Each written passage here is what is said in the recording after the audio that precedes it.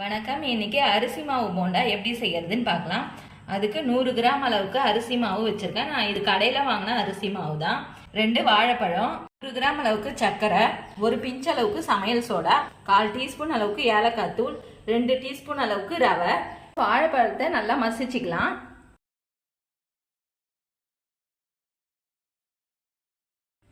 அரிசி மாவு சேர்த்துக்கிறேன்.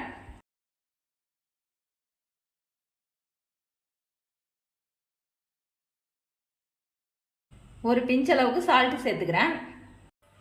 இப்போ இது எல்லாத்தையும் நல்லா கலந்துக்கலாம். நீங்கள் இதில் தேங்காய் பால் சேர்த்து கூட கலந்துக்கலாம். நான் இப்போ கொஞ்சம் கொஞ்சமாக தண்ணி சேர்த்து கலந்துக்கிறேன்.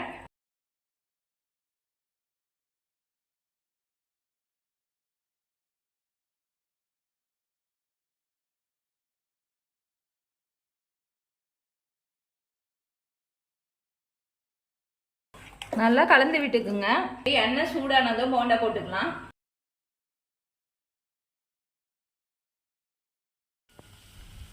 இப்போ இது நல்லா வெந்துடுது, எடுத்துடலாம்.